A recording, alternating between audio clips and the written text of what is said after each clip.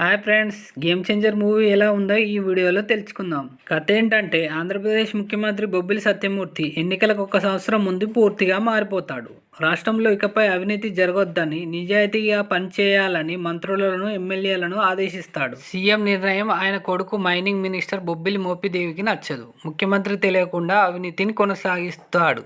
అంతేకాదు, తండ్రిని తప్పించి సీఎం సీట్లో కూర్చోవాలని కుట్ర చేస్తుంటాడు. అదే సమయంలో ఉత్తరప్రదేశ్లోని ఐపీఎస్ నిధులు నిర్వహిస్తూ సివిల్ పరీక్ష మళ్లీ రాసి ఐఏఎస్గా సెలెక్ట్ అయిన రామ్ నందన్ విశాఖపట్నం కలెక్టర్గా బాధ్యతలు చేపడతాడు. జిల్లాలో అవినీతి దౌర్జన్యాలు మానేయాలని రౌడీలకు, వ్యాపారులకు వార్నింగ్ ఇస్తాడు. ఈ క్రమంలో మంత్రి బోపినేని కలెక్టర్ మధ్య వైరం ఏర్పడుతుంది. మరోవైపు సీఎం సత్యమూర్తి చివరి కోరిక అంటూ ఓ భారీ ట్విస్ట్ ఇస్తాడు. మూవీ ఎలా ఉందంటే, శంకర్ అద్భుతమైన ఫిల్మ్ డైరెక్టర్, అందులో డౌటే లేదు. కమర్షియల్ ఎలిమెంట్స్ తో పాటు సామాజిక సందేశం ఇచ్చేలా ఆయన సినిమాలు ఉంటాయి. జెంటిల్ మ్యాన్, ఒకే ఒక్కడు, భారతీయుడు, శివాజీ, అపరిచితుడు, రోబల్ లాంటి ఎన్నో అద్భుతమైన సినిమాలు అందించాడు.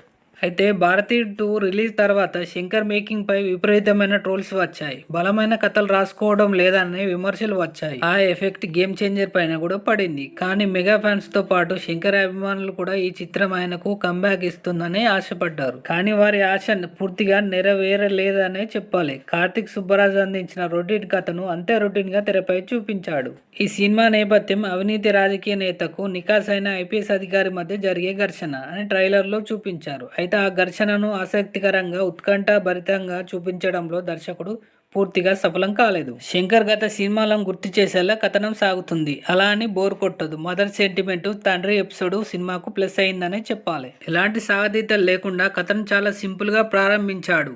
హీరో పరిచయానికి మంచి సీన్ రాసుకున్నాడు. హీరో కలెక్టర్ గా బాధ్యతలు తీసుకున్న తర్వాత కథనంపై మరింత ఆసక్తి పెరుగుతుంది.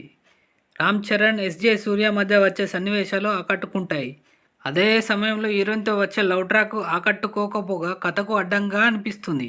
కాలేజీ ఎపిసోడ్ వర్కౌట్ కాలేదు. హీరో హీరోయిన్ల లవ్ ట్రాక్ ప్రేక్షకులకు కనెక్ట్ కాకపోవడంతో ఆ సీన్లు సాగతీతగా అనిపిస్తాయి. కలెక్టర్, మంత్రి బోపిదేవి మధ్య సాగే సన్నివేశాలు మాత్రం ఆసక్తికరంగా ఉంటాయి. సీఎం సీటు కోసం మోపిదేవి చేసే రాజకీయ ఎత్తులను ఐఏఎస్ అధికారిగా తనకున్న అధికారాలతో హీరో చెక్కు పెట్టడం ఆకట్టుకుంటుంది. ఇంటర్వెల్ సీన్ మాత్రం ఆసక్తికరంగా తీర్చిదిద్దారు. విరామం ముందు వచ్చే ఓ ట్విస్ట్ సెకండ్ హాఫ్ పై ఇంట్రెస్ట్ ని క్రియేట్ చేస్తుంది. ఇక ద్వితీయార్థంలో వచ్చే అపన్న ఎపిసోడ్ అందరినీ ఆకట్టుకుంటుంది. ఆ తర్వాత కథనం మళ్ళీ ఊహకు అందేలా రొటీన్ గా సాగుతుంది. మోపిదేవి, రామ్ నందన్ మధ్య సాగే టామ్ అండ్ జెర్రీ వారు బాగానే ఉన్నా ఆ తర్వాత వచ్చే సన్నివేశాలు మాత్రం ఆకట్టుకోవు. ఫస్ట్ హాఫ్ తో పోలిస్తే second half better.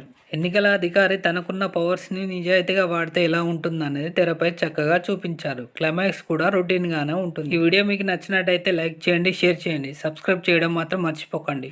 Bye friends.